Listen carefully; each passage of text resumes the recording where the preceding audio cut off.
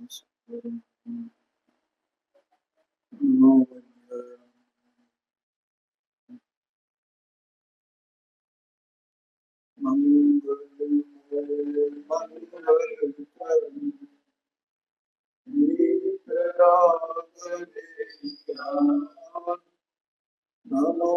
तायाते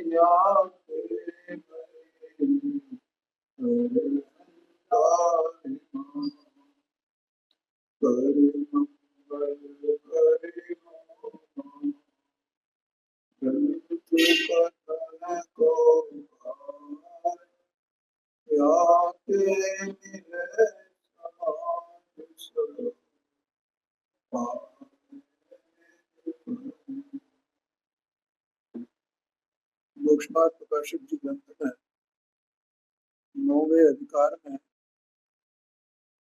इसमें मोक्ष मार्ग का स्वरूप प्रारंभ किया गया है। सम्यक दर्शन संबंधी चर्चा चल रही है और यहाँ पर सम्यक के जो भेद हैं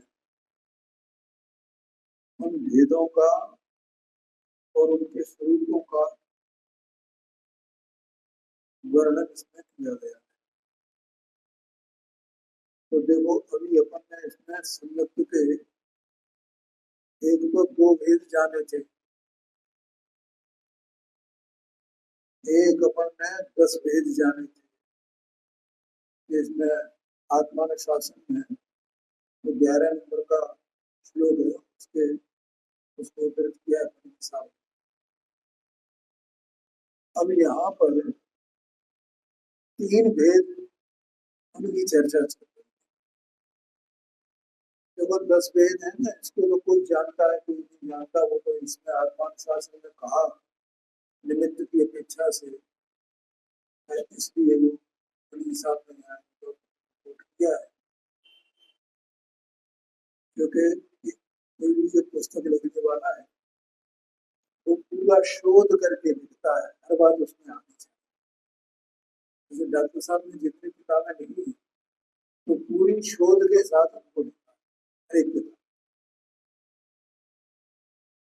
लेकिन यहाँ पर ये जो 11-10 प्रकार के जो दिए वो केवल अपने को जान कर देने के लिए है, लेकिन निश्चय संयुक्त और व्यवहार संयुक्त ये सब प्रकार से जैसे इसमें बताए हैं वैसे हमारी धारणा में होनी चाहिए। क्योंकि वो सबकी सब ये जो है ना, जो व्यवहार संयुक्त बताए, निश्चय संयुक्त के भेद बताए, तो उसमें उन्होंने उनका कारण बताया है कि किस कारण से इसको व्यवहार संयुक्त कहा गया और किस कारण से निश्चय संयुक्त कहा, तो वो अपने ख्याल में होना चाहिए। क्योंकि जितना अपन उसको अपने चिंतन में लेंगे, विचार में लेंगे, तो उससे उनका संबंध का स्वरूप प्रकट अपने को भाषित होगा, इसलिए वो जरूरी है। ठीक है, अब इससे भी और आगे बहुत महत्वपूर्ण जो बात आ रही है वो ये है कि इसके संबंध के 3 भेद भी है और ये 3 भेद भी बहुत मुख्य हैं। जैसे निश्चय व्यवहार संबंध 2 प्रकार के कहे गए, वैसे ये भी बहुत मुख्य है। हालांकि ज्यादा प्रयोजन खुद नहीं है, जिसको सम्यक दर्शन हुआ, तो अब वो सम्यक दर्शन कौन सा है उसका? सम्यक दर्शन हुआ बस इतना पता है, ठीक है, लेकिन वो क्षय के श्लोक समय मोक्ष में है, तो इससे भी कोई लेना देना नहीं है। लेकिन फिर भी उसकी जानकारी होनी चाहिए। अगर उसकी जानकारी महत्वपूर्ण नहीं होती, थोड़ी बहुत भी, तो ज्ञानियों ने आचार्य ने क्यों लिखा होता है ये सब? और इनकी चर्चाएं ये जो 3 प्रकार के है ना, ये धवला जैसे ग्रंथों में भी है ये चर्चाएं, गोमठ सार में ये चर्चाएं हैं, भावदीपिका में ये चर्चा है। भावदीपिका गोमठ सार तो आचार्यों के ग्रंथ है, और भावदीपिका गृहस्थ का ग्रंथ है, तो सब जगह इनकी चर्चा है, इसलिए वो बहुत महत्वपूर्ण है। क्योंकि इसमें तो अपने को बहुत मैंने बताया ना, इसमें बहुत आनंद आएगा अपने को उसको समझने में। देखिए, तो इसमें औपशमिक संबंध की चर्चा आई थी, और वो औपशमिक संबंध तो जो प्रकट होता है, तो एक निमित्त की अपेक्षा से सारे कथन है। सम्यक दर्शन जो होता है वो तो जीव के अपने पुरुषार्थ से होता है, निमित्त कुछ भी करता नहीं है। लेकिन जो होता है पुरुषार्थ से, तो उसमें कोई कोई भी कार्य हुए तो उसमें कोई ना कोई कारण होगा ना। तो उसमें अंतर्भूत कारण कौन है सम्यक दर्शन, वो यहाँ बताया है। और वो किस किस प्रकार से क्या क्या होता है उसमें, जो भगवान ने अपने केवल ज्ञान में जाना है। वो लोग केवल ज्ञान में नहीं जाना चाहते थे, तो कोई भी आचार लिख नहीं सकते। जैसे अपन ने अभी जो 7वें अधिकार में 5 लब्धियों का वर्णन है, तो वो लोग प्राय उपलब्धि है। तो प्राय उपलब्धि कौन बताएगा क्या होती है? अगर भगवान की वाणी में ये बात नहीं आई होती और गणधरों ने इसको इसमें शामिल नहीं किया होता, तो वो तो आपने वो कौन बता सकता था उसको? अच्छा, ये तो ठीक है। अब कर्ण लब्धि होती है, तो वो कर्ण लब्धि तो जीव का परिणाम है। और क्या क्या भाव होता है, अपन ने 3 प्रकार की अध्याय कर्ण, प्रवृत्ति और अपूर्व कर्ण और अनिवृत्ति कर्ण ऐसा पढ़ा था ना। एक बार और पढ़ना उनको, एक बार क्या, बार बार पढ़ना चाहिए। और अपने को ये विश्वास आना चाहिए कि भगवान के सिवाय और कोई दूसरा नहीं बता सकता है इनको, इसीलिए तो उसका नाम करणान योग है। उससे क्या होगा? उससे हमें भगवान की महिमा आती है, सर्वज्ञता की महिमा आती है। इसको कोई बता ही नहीं सकता है, गणधर भी नहीं बता सकते हैं सर्वज्ञता के सिवाय। तो सर्वज्ञता की महिमा आती है कि नहीं? हमारी सर्वज्ञता की महिमा वो पुष्ट होनी चाहिए, ये बात है। इसीलिए जो सम्यक दृष्टि होता है ना, तो उसे इसमें जहां भी अपन पढ़ेंगे उसका व्यवहार कैसा होता है, तो उसे देव गुरु धर्म की कितनी श्रद्धा होती है, उनकी श्रद्धा होना वो उसका व्यवहार है।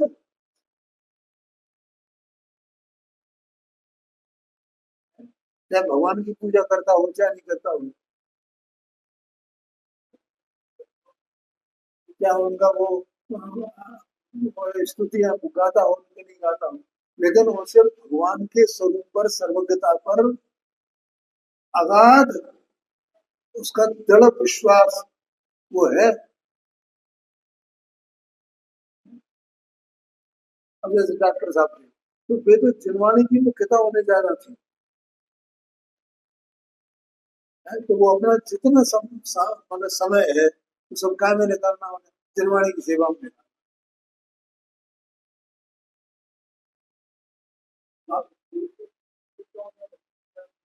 हाँ बिल्कुल, पूरा पूरा जीवन, बिल्कुल ये समय। तो क्या उन्हें सर्वज्ञ की श्रद्धा नहीं थी? ऐसी सर्वज्ञ की श्रद्धा हो, इसलिए ये पढ़ने चाहिए, इनका अभ्यास करना चाहिए। सर्वज्ञ के सिवाय कोई दूसरा नहीं बता सकता। अब 8 कर्म है, ये कौन बताएगा? मुझे बताओ, कोई अपने से बता सकता? कोई श्रुत ज्ञानी नहीं बता सकता है। वो तो आगम प्रमाण से सब ये बातें होती हैं। कौन श्रुत ज्ञानी के श्रुत केवली भी नहीं बता पाएगा? अकेले केवली ने ये बात बताई कि 8 कर्म होते हैं, और इन कर्मों का ये कार्य है, और इनके इतने भेद हैं 8 कर्मों के, कौन बताए? इसलिए करणान योग निरर्थक नहीं है। हमें जिन वचन पर और जिन देव पर दोनों पर श्रद्धा होती है। अभी अपन भगवान की पूजा करते हैं, ये करते हैं, वो करते हैं, तो मैंने कल परसों भी बोला है, तो अभिषेक हो रहा है, फलाना है, ये ऐसा है, कैसे उसकी महिमा हो, जो घंटे बजाओ, ताली बजाओ, फलाना करो, ये करो, वो करो, तो उसमें कोई सर्वज्ञ की श्रद्धा है, महिमा है? अरे वो महिमा तो अंतर में बैठती है, ये महिमा है उनकी। तो वे नहीं होते तो हमें ये बातें कौन बता। चलो, अब देखो यहाँ पर ऑप्शन शब्द दो प्रकार, प्रथमोपशम और द्वितीयोपशम। ये एक पैरा हो गया था ना, वहां मिथ्या दृष्टि गुण स्थान में कर्ण द्वारा दर्शन मोह का उपशम करके जो सम्यक उत्पन्न हो, उसे प्रथमोपशम सम्यक कहते हैं। ठीक है भैया, ख्याल में आ गया ना कि मैंने कल बता दिया था। वैसे तो क्या कहाँ होता है ये? पहले गुण स्थान वाले जीव, मिथ्या दृष्टि जीव को ये प्रथमोपशम सम्यक दर्शन होता है। और किस कारण से होता है? कि कर्ण लब्धि के द्वारा होता है। और कर्ण लब्धि माने जीव के विशेष प्रकार के परिणाम, जिसके जो परिणाम आज तक कभी नहीं हुए हैं। जैसे कोई जीव तीर्थंकर प्रवृत्ति का बंध करता है, सम्यक दृष्टि, तो जो तीर्थंकर प्रवृत्ति का बंद करेगा, तो उसके जो परिणाम होते हैं ना, वो कभी ऐसे हुए ही नहीं है जीव, मतलब पूरे अनंत काल में उसके ऐसे परिणाम नहीं हुए। वो पहली बार परिणाम होते हैं उसके। बोलो, समझ में आया? ऐसे ही जिसको सम्यक दर्शन होने वाला है, तो उसको कर्ण वृत्ति के द्वारा, तो मतलब उस प्रकार के विशेष परिणाम जो आज तक उसको अनंत अनंत काल में नहीं, ऐसे विशेष परिणाम उसके होते हैं। और वो तीन प्रकार के कहे गए हैं, अध प्रवृत्त करण, अपूर्व करण, अनिवृत्ति करण। और वो अपन ने उसकी चर्चा पढ़नी है, और ये पढ़ते रहना चाहिए भैया, समय मिले तो बीच बीच में, और नहीं समझ में आया तो फिर चर्चा करनी चाहिए। इससे देखो, इससे अपने को लाभ क्या होगा?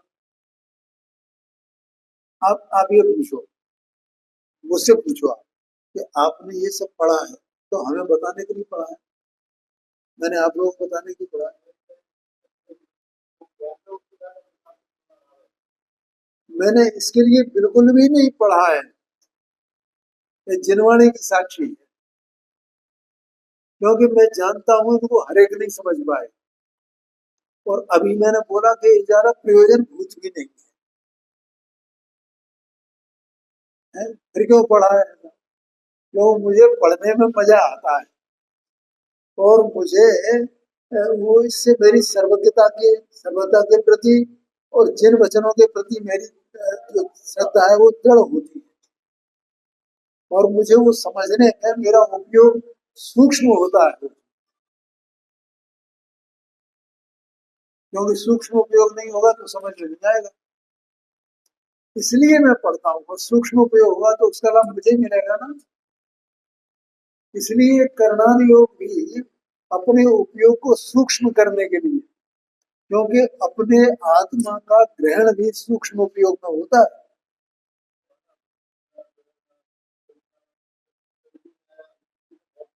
हाँ, तो इसलिए जितनी उपयोग में सूक्ष्मता होगी, पैनापन होगा, तो अपन इस अभ्यास से कर सकते हैं ना। और उससे अपना जो सूक्ष्म तत्व है, महासूक्ष्म तत्व, चैतन्य तत्व, वो अपने को पकड़ने में, ग्रहण करने में, प्राप्त करने में मदद मिलेगी उससे। इसलिए इनका स्वाध्याय अवश्य करना चाहिए अगर अपने पास समय है और इतनी बुद्धि है तो। और दूसरों से चर्चा, जो अपने से ज्यादा बुद्धिमान है उनसे चर्चा करके समझे। देखो, उसे तो दो बातें हुई ना। पहली बात, पहले गुणस्थान वाले जीव को होता है। दूसरी बात, करण द्वारा होता है। तीसरी बात, क्या करके होता है? दर्शन मोह का उपशम करके होता है। तीन बातें आ गई। आया कि नहीं आया ख्याल? ऐसे इसको खंड खंड करके पढ़ना। किसको होता है, किस कारण से होता है, और कैसे होता है, क्या करके होता है, या दर्शन मोह का उपशम करके होता है। जो सम्यक्त उत्पन्न हो उसे प्रथमोपशम सम्यक्त कहते हैं। ठीक है भाई। अब जो भी प्रश्न है ना, आपको अभी और प्रश्न आएंगे तो वो प्रश्न पूछ लेना। वहां इतना विशेष है कि अनादि मिथ्या दृष्टि के तो एक मिथ्यात्व प्रकृति का ही उपशम होता है। देखो, अब ये वाक्य आया। अब इसमें आपको मैं इसको समझाने के लिए और व्याख्या करता हूँ कि अपन जैसे अनादि मिथ्या दृष्टि है, तो क्या मिथ्या दृष्टि अनादि के अलावा दूसरे प्रकार की भी होते हैं? यहाँ होते हैं ना। कौन से होते हैं? तो सादी मिथ्या दृष्टि। कौन से? सादी मिथ्या दृष्टि। इसका मतलब क्या हुआ? क्या इनको ये अनादि नहीं है, तो इनका अनादिपना मिथ्यात्व का एक बार टूट चुका है। अब वो मिथ्यात्व एक बार टूट गया, नष्ट हो गया, तो इसका मतलब एक बार वे सम्यक दर्शन प्राप्त कर चुके हैं और फिर वे नए सिरे से मिथ्या दृष्टि बने हैं। सम्यक प्राप्त करके फिर उस सम्यत्व का भी नाश हो गया और फिर नए सिरे से वे फिर मिथ्या दृष्टि हो गए। तो उनको कहा साधि, माने आदि सहित नए सिरे से हो गए ना। आया कि नहीं आया? अब जो अनादि मिथ्या दृष्टि होगा तो उसके दर्शन मोह की जो प्रकृति है वो एक ही रहती है, दर्शन मोह बस। लेकिन जो साधी मिथ्या दृष्टि होता है तो उसको साधी मिथ्यात्व मन मिथ्यात्व में आने से पहले उसको सम्यक्त हुआ ना, तो उस सम्यक्त के प्रताप से उसकी जो दर्शन मोह की प्रकृति है वो तीन टुकड़ों में विभाजित हो जाती है।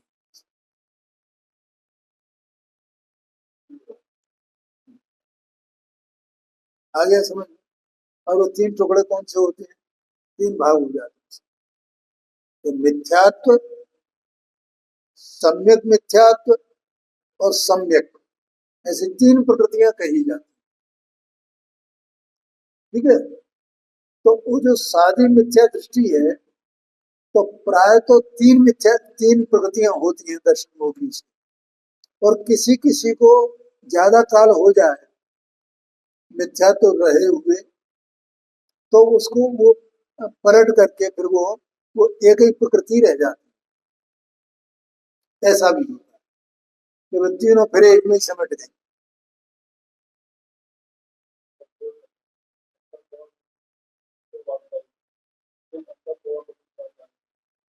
वो तो उसका हो गया प्रायोगिक का।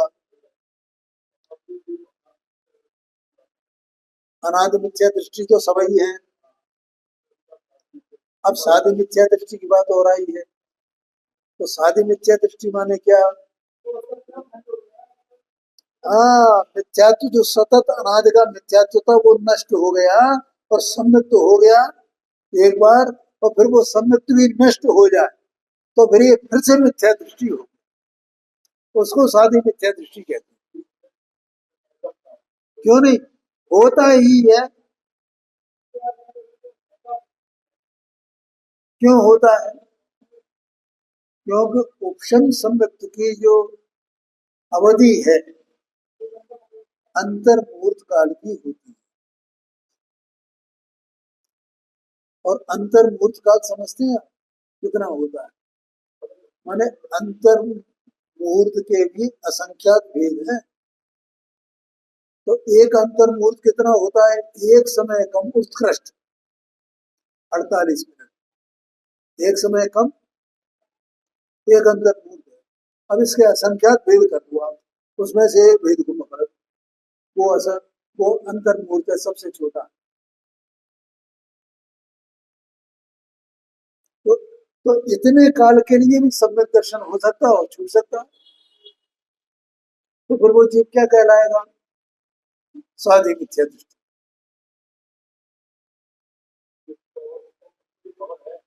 इसको देखो क्या है, इसकी खबर हो या ना हो, इससे क्या लेना देना?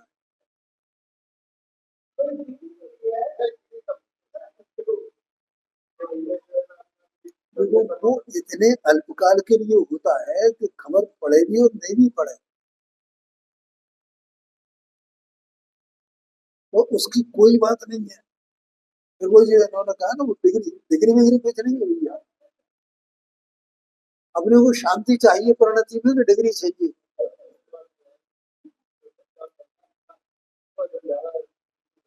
तो सीधा सीधा चले चलो, हमें इसमें मजा आ रहा है, ये तत्व चर्चा करने में, सुनने में, पढ़ने में। बस इसमें लगे रहो ना, क्या करना है आपको?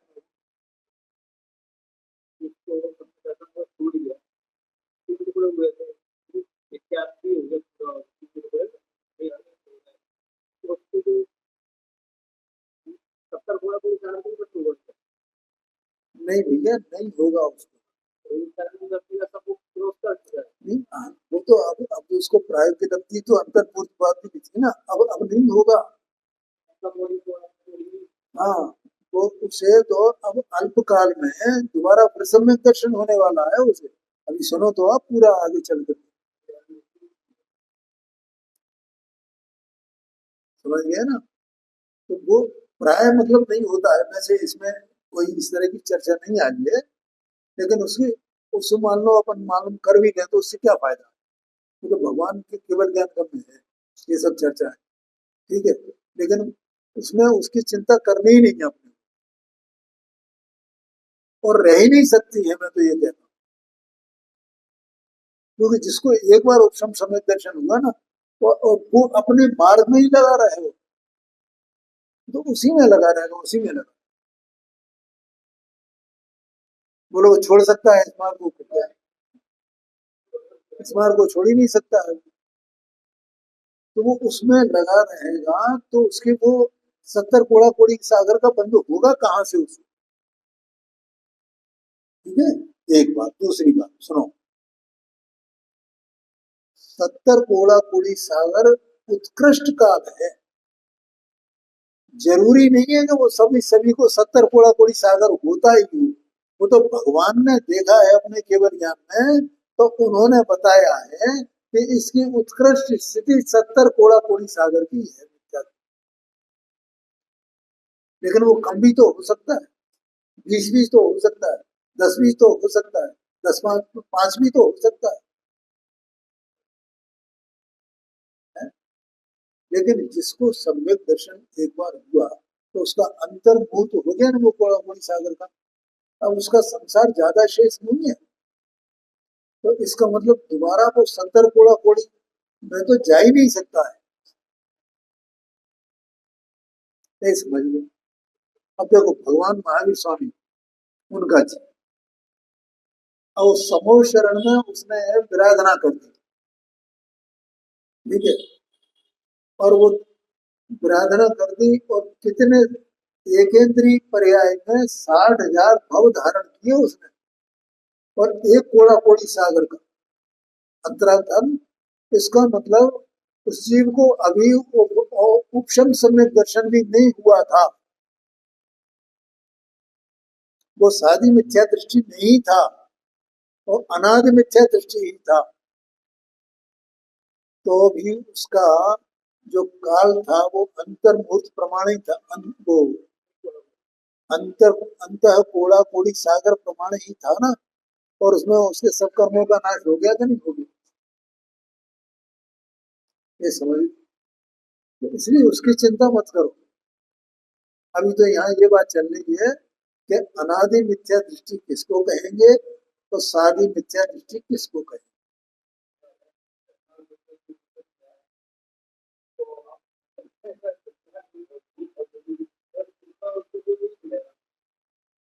हाँ जी, हाँ जी, ठीक है। नहीं देखो क्या है, कर्णानी योग के पढ़ने से अपने को द्रव्यान योग में भी मजा आएगा, ऐसा नहीं है। बोलो आएगा कि नहीं आएगा, आएगा ही।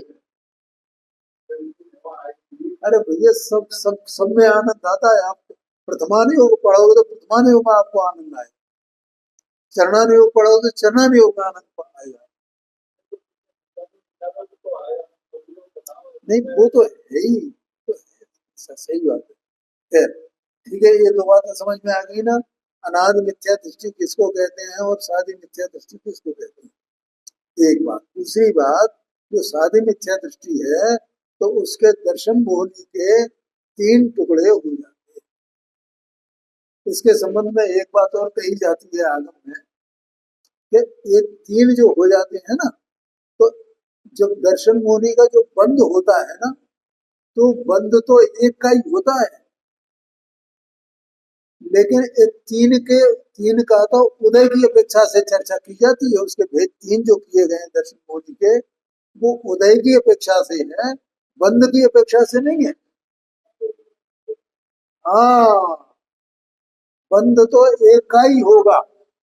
जैसे कोई सादी मिथ्या दृष्टि है और उसके मिथ्यात्व कर्म के, दर्शन मोहनी कर्म के तीन टुकड़े हो गए, और अभी उस मिथ्या दृष्टि है तो उसको दर्शन मोहनी का बंद भी हो रहा है। तो जो बंद हो रहा है, तो वो एक का हो रहा है कि तीन का हो रहा है, एक का हो रहा है। और उदय में जो आ रहे हैं वो कितने का हो रहा है, उसके तीन का हो रहा है, ऐसा है। आ गया समझ में, ये आशय। तो अब जिसको तीन का भेद वहां पड़ा है, तो उसके तीन का उपशम होगा साधी मिथ्या दृष्टि के। और वो अनादि मिथ्या दृष्टि है तो उसके एक ही प्रकृति है, तो उसके एक का उपशम होगा। ये बात यहाँ बताई। इसके अलावा, हाँ बोलो बोलो बोलो। हाँ जी, हाँ, तीन साधी मिथ्या दृष्टि के। हाँ है,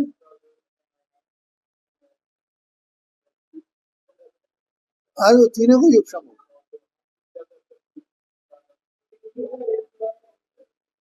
है।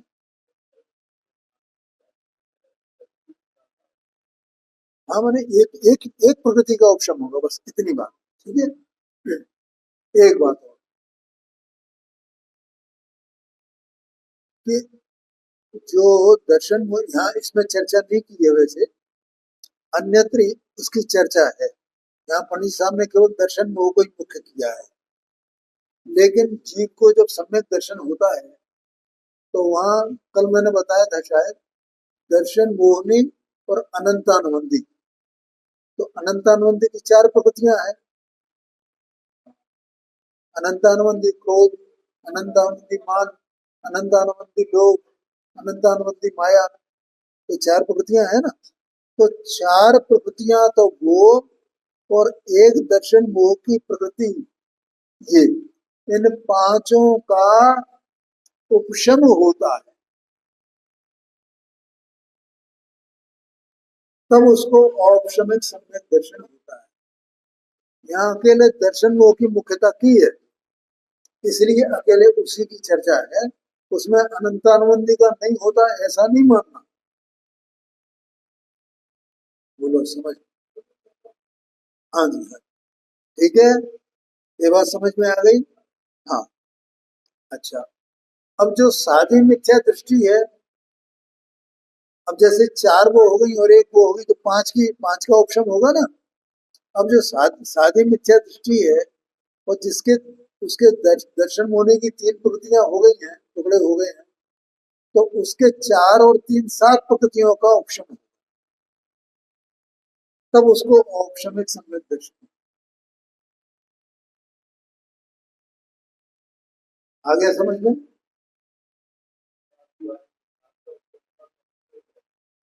हाँ जी, ऐसा समझ, ठीक है। इसको अनंतानुबंधी का ऑप्शन इसमें गर्भित समझना। और इसी तरह जिसको क्षोभसम होता है, तो 5 प्रकृतियों का क्षोभसम होता है, या 7 प्रकृतियों का क्षोभसम होता है, ठीक है।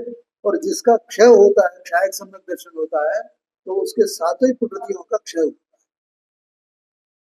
ऐसा समझ। देखो आगे कहते हैं इसमें, अनादि मिथ्या दृष्टि के तो एक मिथ्यात्व प्रकृति का ही उपशम होता है, क्योंकि इसके मिश्र मोहनी और संयुक्त मोहनी की सत्ता है ही नहीं। ठीक है, ध्यान में आ गया? जब जीव उपशम संयुक्त को प्राप्त हो, वहां उस संयुक्त के काल में, ठीक है, माने वही अंतर्मूर्त का काल, जितने काल तक वो सम्यक दृष्टि रहे, उस काल में मिथ्यात्व के परमाणुओं को मिश्र मोहनी रूप व सम्यक मोहनी रूप परिणमित करता है। तब 3 प्रकृतियों की सत्ता होती है। 3 प्रकृतियों की सत्ता कैसे हो जाती है? 3 प्रकृतियों की सत्ता सारी मिथ्या दृष्टि की होती है ना, तो 3 प्रकृतियों की सत्ता कैसे हो जाती है वो बताया है यहाँ। या उस काल में, कौन से काल में? उसमें अंतर्मुहूर्त काल में, जहाँ उपशम सम्यक है, उसी काल में जो दर्शन मोहनी कर्म है, मन मिथ्यात्व प्रकृति है, वो मिथ्यात्व प्रकृति किस रूप से परिणमित हो गई? मिश्र मोहनी रूप। और किस रूप से हो गई? सम्यक मोहनी रूप। ऐसे 3 प्रकृतियों रूप को परिणमित हो जाती है उसके सम्यक दर्शन के निमित्त से।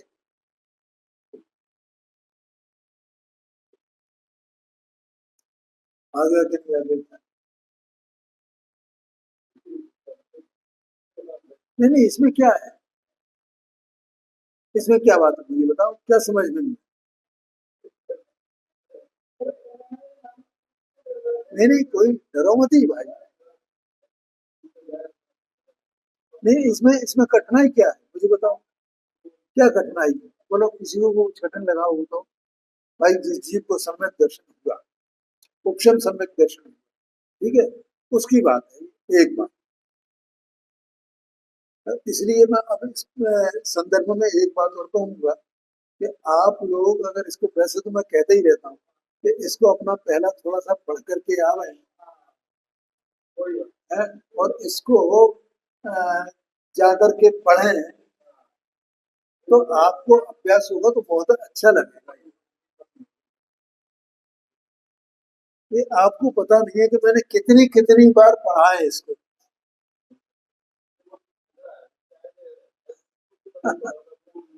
नहीं नहीं, कोई बात नहीं, देखो अंदर में चेतन वस्तु है, आत्मा है, ठीक है। अब आत्मा के साथ में ज्ञान वर्णादि 8 कर्मों का बंध तो है ही है, ठीक है ना। उसमें ज्ञान वर्णादि 8 कर्मों में एक दर्शन मोहनी नाम का है, और चारित्र मोहनी नाम के 2 भेद 12 मोहनी कर्म है ना, ये कल बात चली थी, ठीक है। अब वो दर्शन मोहनी कर्म के उदय, उपशम, क्षय, क्षोभसम, ये सब होंगे ना। जैसे चारित्र मोहनी कर्म का होता है, उदय चल रहा है, क्षय होता है, क्षोभसम होता है? जैसे जो जीव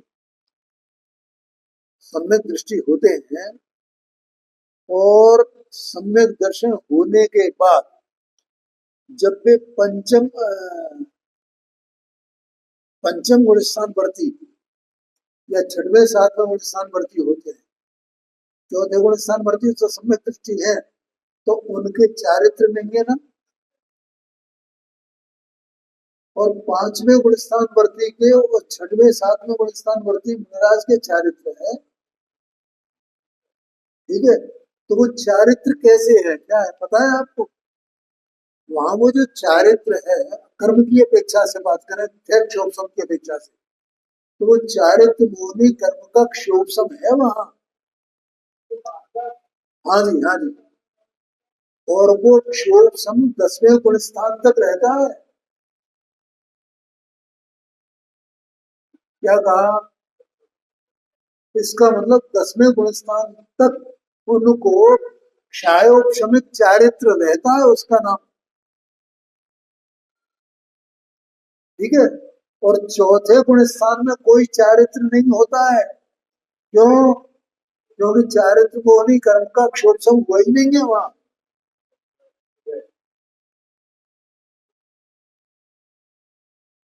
आया कि नहीं? ये करना की बात है ना।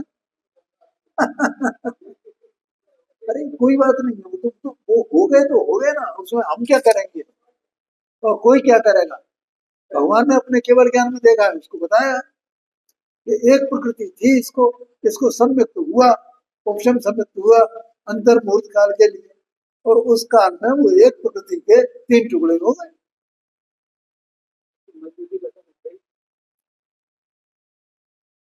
धर्म है कि नहीं है? तो वैसा हो गया बस। वो जो दर्शन मोहनी जो मिथ्यात्व प्रकृति है, वो मिथ्यात्व प्रकृति मिश्र मोहनी रूप, सम्यक रूप, ऐसे तीन रूप परिणमित हो गई। परिणमित, अब वो परिणमित हो गई, वो सत्ता में है बस। क्या कहा? सत्ता में है, और वो काल खत्म हुआ, अब वो सत्ता में वैसे रहेगी।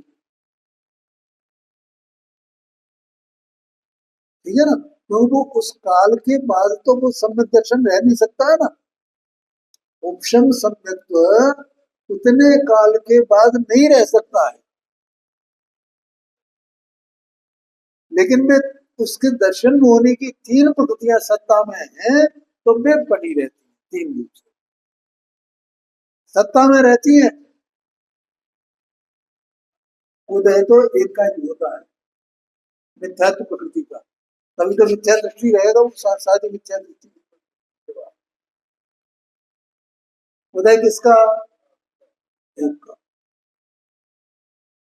ठीक है, बाकी दो का उदय नहीं है, सत्ता में है।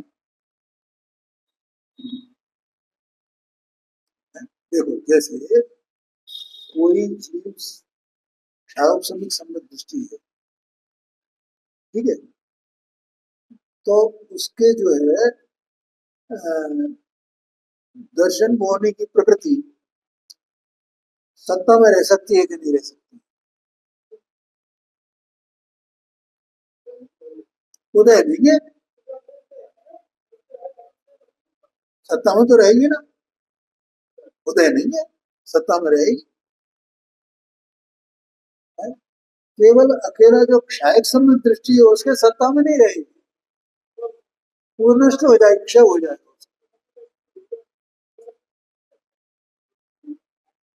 क्षय का मतलब ये है कि वो नष्ट हो गई, अब है नहीं उसकी। लेकिन जो क्षाप समित है, उसकी तो सत्ता में है। क्यों सत्ता में है? जब वो क्षाप समित सम्यक दर्शन तो फिर खत्म होकर के और फिर मिथ्यात्व मिथ्यात्व में आ सकता है ना। हाँ जी। तो जैसे ही वो उसका उदय हुआ, इधर इसका सम्यक दर्शन खत्म हुआ, दोनों की अपनी अपनी योग्यता से।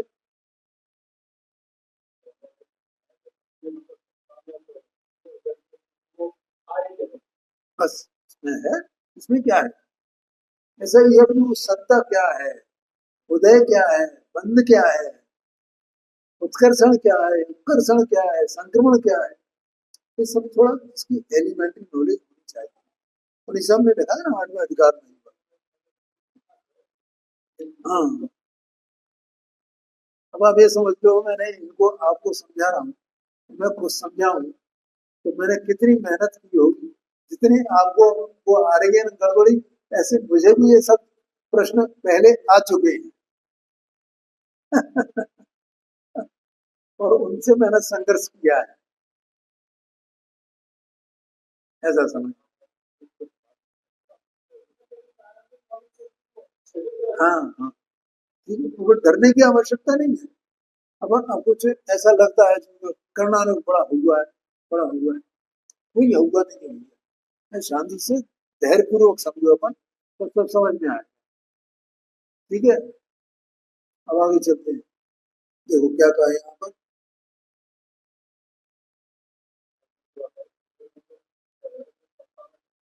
हाँ हाँ जी, हाँ, पढ़ रहे थे अपन।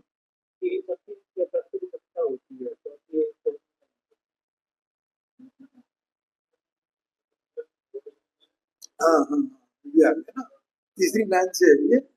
सम्यक्त्व के काल में, सम्यक्त्व के काल, ठीक है। अब कोई जीव है, उसका परिणति में मिथ्यात्व नष्ट हो गया, उसको सम्यक दर्शन रूप परम रहा, औपशमिक सम्यक दर्शन रूप परम रहा, वो जीव सत्स्वरूप वस्तु, ठीक है। उतने काल में उसके जो दर्शन मोहनी प्रकृति है, जिसका बंध पड़ा हुआ है, सत्ता में है, तो वो तीन टुकड़ों में विभाजित हो जाता है, बस उतने काल में, उस काल में ऐसा लिखा हो जाती है। इसलिए अनादि मिथ्या दृष्टि के एक मिथ्यात्व प्रकृति की सत्ता है, उसी का उपशम होता है, तथा साधी मिथ्या दृष्टि के किसी के तीन प्रकृतियों की सत्ता है, और किसी के एक ही की सत्ता है, दोनों हो सकते हैं साधी मिथ्या दृष्टि। आगे समझ में नहीं आई।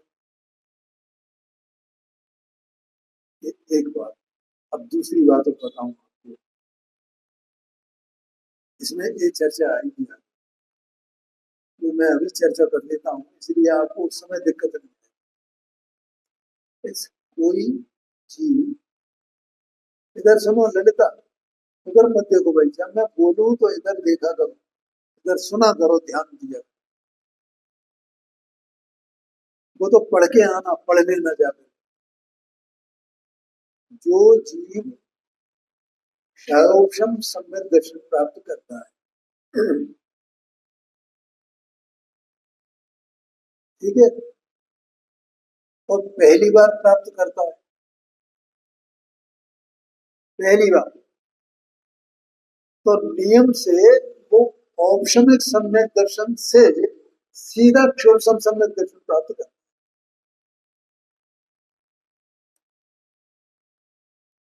आया कि नहीं आया ध्यान में? क्या पहली बार जब क्षोभसम सम्यक दर्शन प्राप्त करेगा, तो उससे पहले उसे नियम से औपशमिक सम्यक दर्शन होता है, इसके बिना वो प्राप्त नहीं कर सकता। हाँ, पहली बार, पहली बार,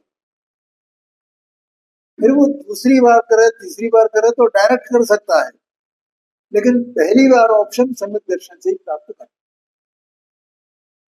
इसका मतलब ये हुआ, ऑप्शन सम्यक दर्शन की दो दशाएं, नष्ट होने की, खत्म होने की। एक तो वो मिथ्यात्व में आ जाए, और दूसरा वो क्षोभ सम्यक दर्शन में बदल जाए। क्या कहा?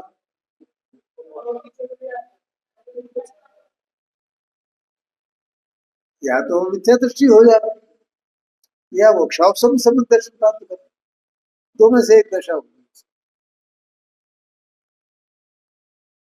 आया कि नहीं आया? हाँ, तो वो तो अंतर्मुहूर्त काल का है ना, तो अंतर्मुहूर्त में उसके साथ में ही नष्ट होने से पहले या तो वो क्षाप समय सम्यक दर्शन रूप परिणम जाए चीज, अथवा तो मिथ्यात्व रूप परिणम जाए, दोनों में से एक दशा होगी। ऐसा समझ है जी।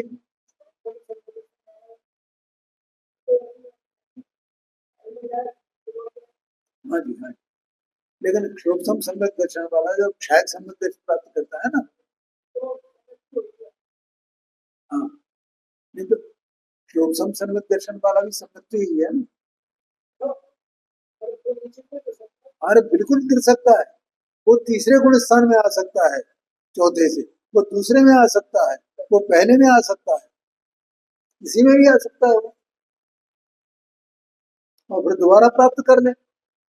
मिथ्यात्व में आकर के क्षोभसम सम्यक दर्शन नष्ट होकर के मिथ्या दृष्टि हो जाए, और फिर अंतर्मूर्त में ही दोबारा फिर प्राप्त कर ले। और ऐसा कई बार हो सकता है किसी चीज को, एक दिन में हजारों बार हो सकता है।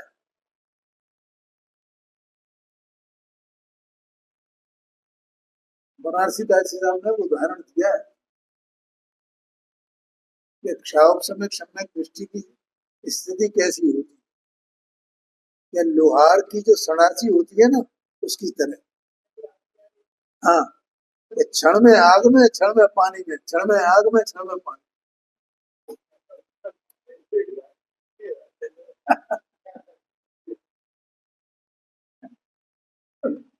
एक बात ये भी है, और एक बात ये भी है कि जो सूक्ष्म सम्यक दर्शन होता है, इसमें आगे बताएंगे। तो उपशम सम्यक दर्शन में और सूक्ष्म सम्यक दर्शन में निर्मल सम्यक दर्शन कौन सा है? क्या उपशम सम्यक दर्शन निर्मल है? वो उसके बारे में कहा जाता है क्षय पद निर्मल। कैसा है वो? जैसा क्षय सम्यक दर्शन निर्मल होता है ना, बिल्कुल वैसा ही उपशम सम्यक दर्शन होता है, एकदम निर्मल।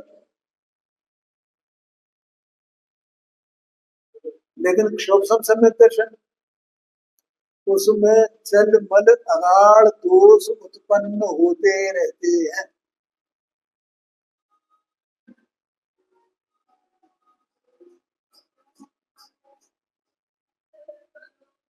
ठीक है। अब वो चल मल और अगाड़पना, अगाड़ तो वो है ही, माने गाढ़ा नहीं है, दमदार नहीं है वो, कितना झीना है। ठीक है। और चल का मतलब क्या होता है? तो उसमें एक बहुत कमजोरी आदमी, मरा मराया सा बिल्कुल, जो लाठी के सहारे चलता हो, बूढ़ा हो, उसका उदाहरण दिया है कि वो चलने की तो शक्ति उसकी अपनी है, लेकिन वो बिना लाठी के नीचे, तो ऐसा लगता है कि अब गिरा था तब गिरा। ऐसे ही सम्यक दर्शन की स्थिति होती है, शोक सब सम्यक दर्शन, कि अब गिरा का तब गिरा।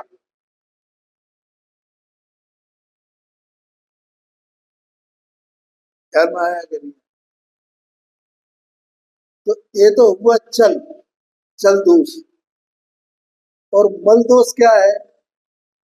कि देखो अपन उसमें छह डाला में पढ़ते हैं, पंडित साहब ने भी इसमें भावदीपता में अच्छा वर्णन किया मल दोष। मैंने चारित्र गुणी कर्म है ना, तो उसके उदय जन्य अनेक प्रकार की मनिकता जितनी परिणति में रहती है। एक बात, दूसरी बात क्या है कि अपन छेड़ा में पढ़ते हैं, अष्ट अंग और दोष 25 तीन संक्षेप कही। मैंने सम्यक दर्शन के 8 अंग होते हैं ना, और 25 दोषों, दोष नहीं होते, 25 दोषों से रहित बना होता है। लेकिन 25 दोषों में से कभी कोई दोष, कभी कोई दोष सिर उठाए, उसमें से कोई दोष सिर उठाए, तो उससे उसमें मलिनता उत्पन्न होती है।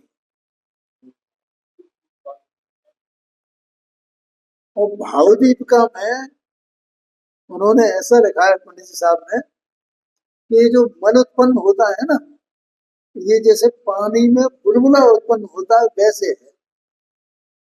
माने एक क्षण के लिए उत्पन्न हुआ और खत्म, क्षण के लिए उत्पन्न हुआ और खत्म। और इसलिए सम्यक दर्शन ज्यों का त्यों ही बना रहता है, और मल उत्पन्न होकर के खत्म हो जाता है। लेकिन वो होता है ऐसा, सर्वज्ञदेव ने अपने केवलियान में देखा है इसलिए उसको मल दोष कहा। तो दो जो सम्यक दर्शन है दो प्रकार के, ये तो बिल्कुल निर्मल होते हैं, और अक्षोभसम सम्यक दर्शन जो है वो समल होता है, और कभी उसकी तीव्रता आ जाए तो वो लौट के फिर मिथ्यात्व आ जाए, फिर सम्यक्त्व को पहुंचे। और ऐसी सत्ता स्वरूप वस्तु अंदर में उसकी ऐसी परिणति, ऐसी परिणमन चलता रहता है अपने आप। कुछ नहीं, तो सब अपने आप चल रहा है, अपने आप चल रहा है। और वहाँ तत्वार्थ सिद्धांत वगैरह भी जो का जो आगे पंडित साहब कहेंगे, जो का जो बना रहता है उसमें कोई ज्यादा अंतर नहीं आता है, क्योंकि तो क्षण में उधर क्षण में इधर ऐसा है ना, इसलिए उसका तत्वार्थ सिद्धांत से स्खलित हो जाए ऐसा नहीं होता है। हाँ, समय हो गया, आगे चलते अपन कल।